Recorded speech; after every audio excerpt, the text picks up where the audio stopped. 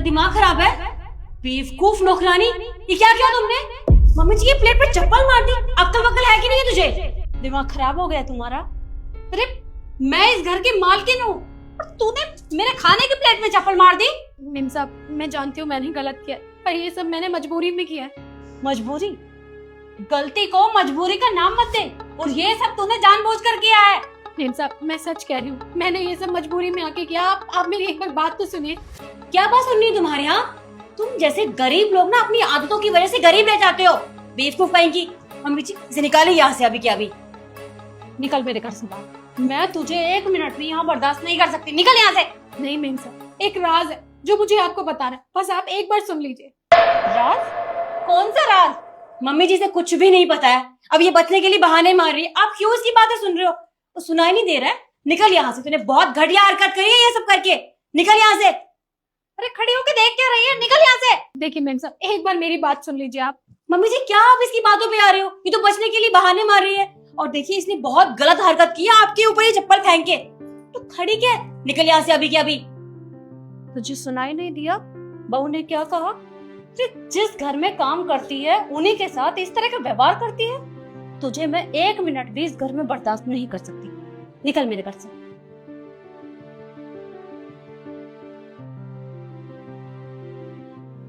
अब मम्मी जी आप फिक्र मत कीजिए। ये पागल नौकरानी, दिमाग खराब है इसका। आप बैठिए, मैं दूसरा खाना लेकर आती हूँ। मैं लेकर आती हूँ।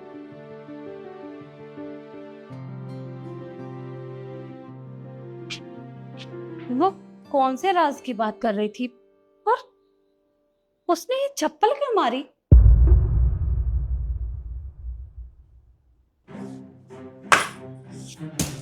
अच्छा खासा प्लान सक्सेसफुल हो जाता। ये नौकरानी पता नहीं क्यों बीच में आ गई।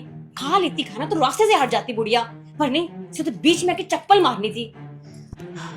तो कोई बात नहीं, पहली बार में ना सही, ये दूसरी बार में कौन बचाएगा इस बुढ़िया को? नौकरानी तो जा चुकी है। तरुण के आने से पहले फटाफट से दूसरी प्लेट बना के इस बुढ़िया को खिला देती हूँ और आज क्या इसका काम तमाम कर दूंगी।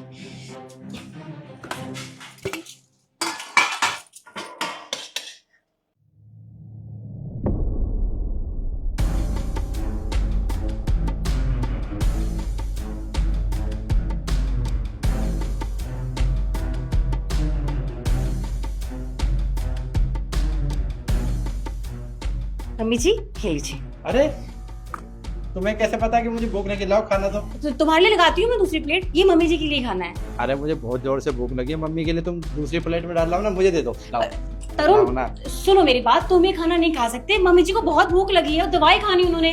तुम्हारे लिए लगाती हूँ ना, अभी लगाती हूँ मैं, पर ये खाना तुम लोग खाओ। हाँ बेटा, तुझे भूख लगी है तो खा ले। जा मम्मी के लिए डाल देता हूँ। नहीं तुम रुको तो सही। तुम ये खाना नहीं खा सकते तरुण, मेरी बात सुनो। तुम ये खाना मत खाओ प्लीज। मेरी बात क्यों नहीं समझ रहे हो? अरे तुम पागल हो, खाना ही तो है। दूसरी प्लेट में डाल के ले आओ, खाने तो खाना है मुझे। बेटा, तेरे जीवन का हर दुख आज ही समाप्त होता है।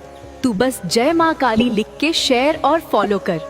अरे उसे भूख लगी है, खा लेने दे। तू मेरे लिए दूसरा ले। अरे लेकिन वो खाना नहीं खा सकता ना, उसमें मैंने जहर।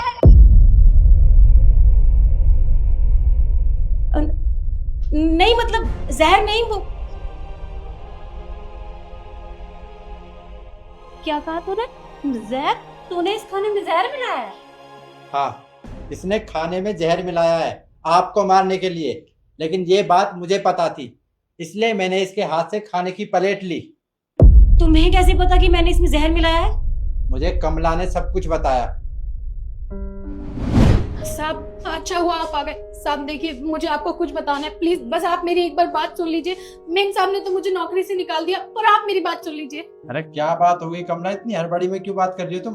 वो क्या है ना, छोटी मेम साहब ने बड़ी मेम साहब के खाने में जहर मिलाया। वो उन्हें रास्ते से हटाना चाहती है। अरे वो ऐसा क्यों करेगी? तुम पागल हो गई हो क्या? साहब मैं बिल्कुल सही कह रही हूँ। वो बहुत बार कोशिश कर चुकी है, लेकिन आज तो उन्होंने उनके खाने में जहर मिला दिया और मैं उन्हें यही बताने की कोशिश कर रही थी, पर उन्होंने मेरी बात नहीं सुनी। उन्होंने मुझे नौकरी से ही निकाल दिया। प्लीज आप मेरी बात समझने की कोशिश कीजिए। देखो, मैं तुम्हारी बात पर यकीन नहीं कर सकता, लेकिन तुम कह रही हो, तुम हमारे यहाँ पे इतने काम करती हो, तो मैं ये बात एक बार देख, लेकिन तुम्हारी बात झूठ निकली तो मुझसे बुरा कोई नहीं होगा, समझी तुम? जी साहब, आप जल्दी जाके देखिए कहीं मेम साहब उन्हें दोबारा खाना ना खिला दे। ठीक है, तुम जाओ। उसने मुझे बताया और उसने यहाँ पर रोकने की भी कोशिश की ताकि मम्मी खाना ना खाए, लेकिन तुमने उसे नौकरी से निकलवा दिया। क्यों किया तुमने? क्यों मारना चाहती हो तुम मेरी माँ को? हाँ तो क्या करूं? और तुम मुझे एक बात बताओ, शादी के पहले दिन से इन्होंने मेरा जीना आराम कर रखा है। ये मत करो, वो मत खाओ, ये मत पहनो, चुन्नी ढंग से ओढ़ो, सर पे पल्लू लो। नौकरानी नहीं मैं तुम्हारी माँ की जो उनके इशारों पे चलूंगी। अरे मैं अपने घर में कितने अच्छे से रहती थी, कंफर्टेबल कपड़े पहनती थी, जहां चाहो वहां जा सकती थी। लेकिन तुम्हारे घर में ऐसे रह रही हूँ मानो किसी पिंजरे में कैद हूं मैं। नहीं रहना मुझे इनके साथ, इसीलिए इनको रास्ते से हटा रही थी। अच्छा खासा प्लान चाह रहा था, लेकिन उसने चौपट कर दिया सब कुछ। शादी से पहले और शादी के बाद लड़के की जिंदगी बिल्कुल बदल जाती है और तुम्हारे भले के लिए कहती है माँ, लेकिन तुमने मेरी माँ को मारने की कोशिश की। तुम्हें खुलकर रहना है, खुलकर जीना है ना, तो एक काम करो, जाओ अपने घर। मेरे घर में तुम्हारे लिए कोई जगह नहीं है, निकलो। देखो तरुण, मैं जानती हूँ मुझसे गलती हो गई। मम्मी जी ने खाना थोड़ी ना खाया है और मैं दोबारा थोड़ी ना जहर डालूंगी इसमें। हो गई मुझसे गलती, मुझे पछतावा है उस बात को लेके। मम्मी जी प्लीज आप मुझे माफ कर दीजिए, मैं दोबारा नहीं करूंगी ऐसी गलती। तुमसे गलती हो गई, गलती नहीं, तुमने बहुत बड़ा गुनाह किया है। और क्या कह रही थी कि मम्मी जी ने खाना नहीं खाया? अगर मम्मी जी खाना खा लेती तो क्या होता? तो तुम क्या करती? मुझे तो सच का पता भी नहीं चलता अगर कमला मुझे ना बताती। मैं नहीं चाहता कि ऐसी कंडीशन दोबारा आए मेरे सामने। अभी के अभी मेरे घर से निकलो, वरना धक्के मारकर तुम्हें घर से बाहर निकालूंगा। और मैं पुलिस को बुलाना नहीं चाहता कि तुमने इतनी नीच हरकत की है। निकलो, निकाल।